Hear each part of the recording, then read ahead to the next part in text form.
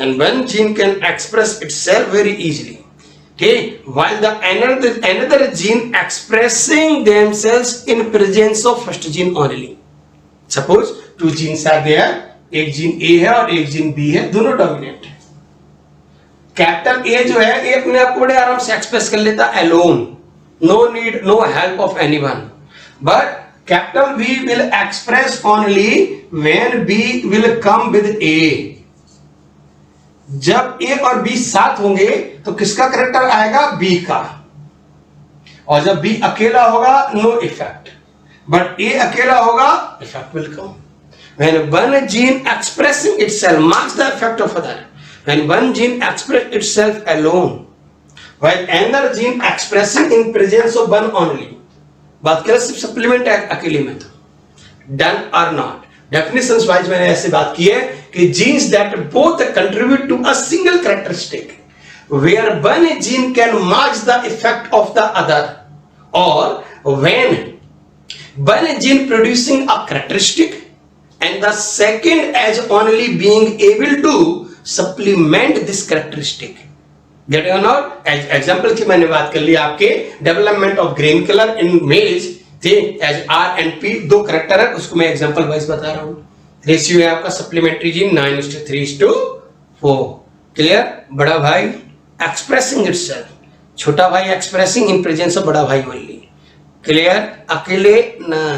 देखो एज बड़ा आपके RNP वाली बात. इन केसेस ऑफ मेज, मेज का जो ग्रीन कलर है उसकी बात की, जैसे capital P small r, this is P comb colour, ठीक है. Small p capital R, this is rose comb colour, rose comb. Clear? इस तरह का कलर है, दोनों साथ आ गए, दोनों साथ आए. और क्या दिया उन्होंने? Walnut comb colour. Capital P capital R small r, walnut. ठीक, तो वॉलनट कॉम्ब कलर है. आप समझेंगे हमारे क्या. ठीक, हम कुछ इम्पैक्ट, कुछ कलर्स वगैरह के इम्पैक्ट की बात करिए इनमें कि how we will find the supplement gene ratio and all that. ठीक है, क्या किया हम लोगों ने कि कुछ कैरेक्टर्स थे. कैरेक्टर्स कैसे कि जो आपका कैपिटल P है, ठीक, एंड कैपिटल R है, तो अगर कैपिटल P और कैपिटल R साथ साथ आ जाए तो एक पर्टिकुलर कैरेक्टर आ गया है. ये क्योंकि जो कैपिटल R है that is enable to express itself. Capital R को मैंने मान लिया कि कैपिटल R जो है वो अपना करेक्टर दे नहीं पा रहे, पर्टिकुलर कलर आ रहा था, चाहे इसका हो या ना हो, रोज कॉम कलर ही आना है. तो आप कैपिटल R हो या स्मॉल r हो, स्टिल रोज कॉम कलर ही आता है. मतलब एक alone capital R is enable to express itself. Clear ना? कैपिटल R का जो करेक्टर आना था वो क्या आना चाहिए था? आपका walnut comb colour, but alone it is enable to express. लेकिन बड़े भाई कौन है? Capital P. Capital P alone can give its character. ये अकेले हैं तो अपना करेक्टर दे सकती हैं. Capital P can express its character, but capital R is unable to express. Capital R when come with capital P, then it can express, as you can see in cases of this Punnett score. अब इस chart में देखिए. In cases of this chart, you can see here.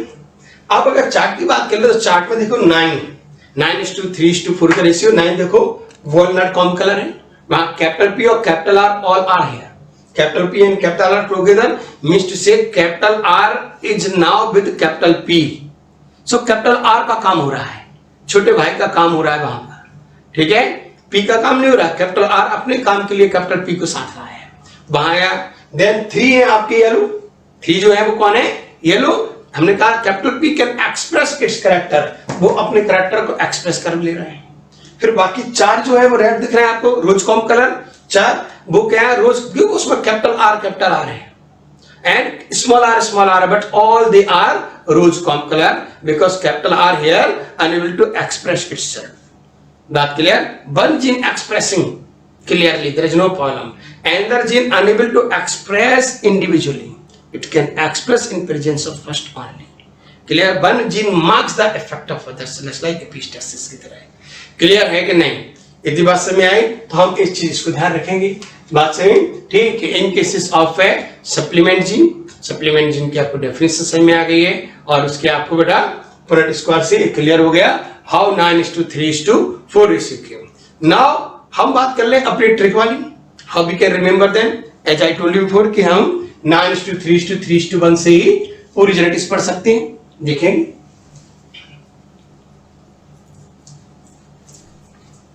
यहां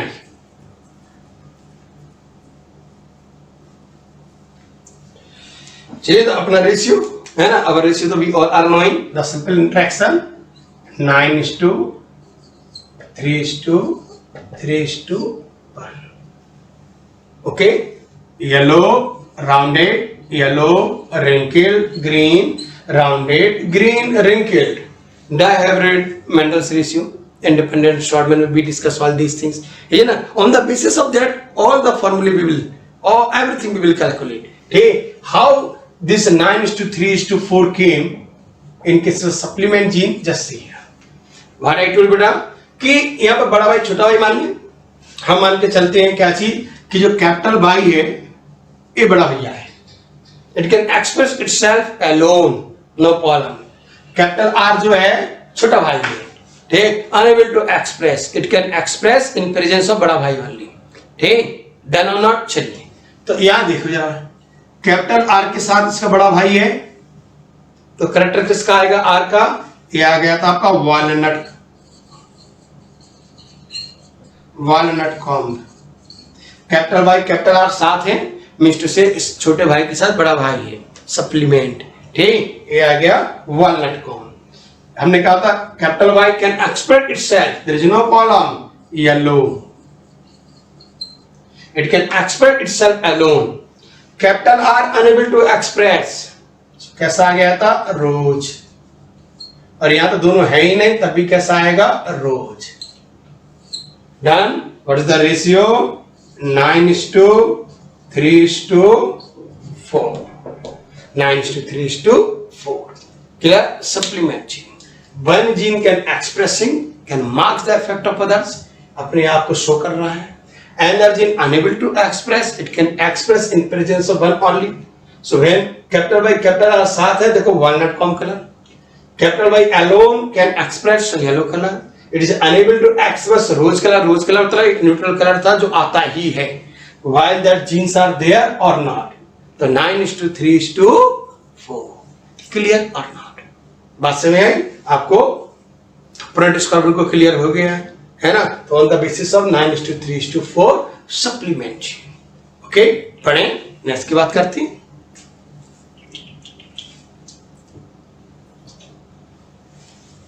देखेंगे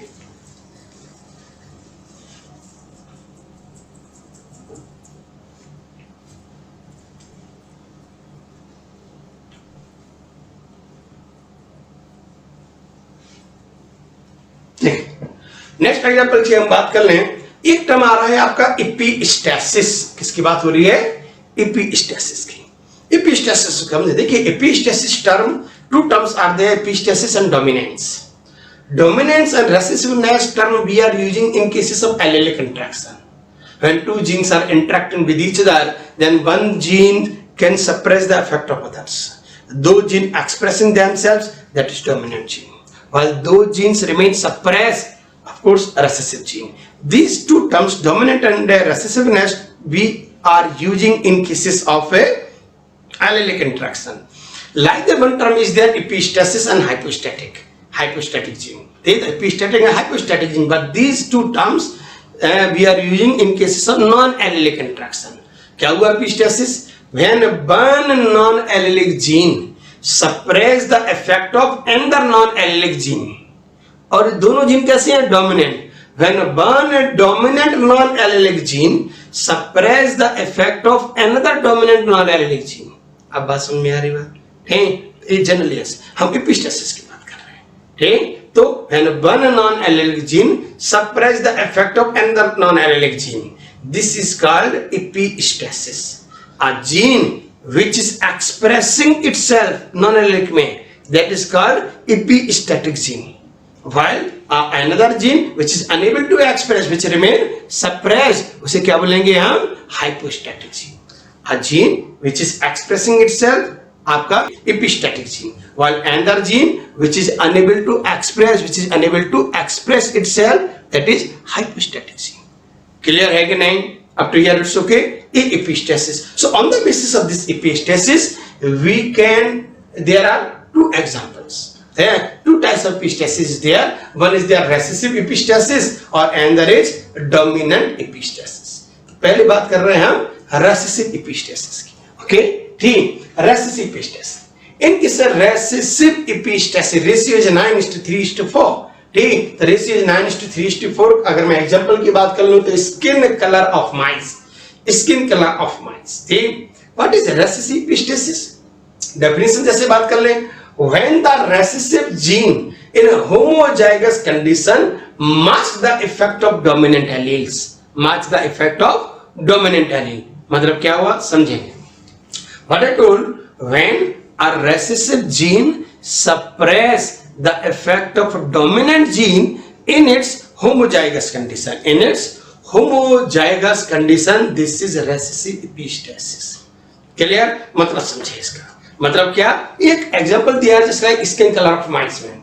बेटा जो ए show कर रहा होता है capital A, this is showing agouti colour. ये एक वाइल्ड कलर होता है एगाउटी, थोड़ा सा ग्रेस कलर जो है ग्रेसा, that is agouti colour. Capital C जो है that is showing for a particular colour of that is actually black colour. तो this is capital C donating to colour. Of course capital A है तो इसका recessive gene एक small A होगा और capital C है तो इसका रेसेसिव जीन भी स्मॉल सी होगा. Am I right or not? Up to here it's okay. ठीक. अब यहाँ पर कंडीशंस क्या होगी? यहाँ जो एगाउटी है capital A actually non allelic gene interaction है. वो जीन दो genes which should not interact but they are interacting. हमें तुमसे कोई बात ही नहीं करनी है लेकिन तुम जबरदस्ती कर रहे हो बात करने के लिए. कोई चीटिंग है. ठीक. तो व्हेन यहाँ पर in case of agouti, when capital A here, दोनों डोमिनेंट है. अगर capital A is dominating over capital C.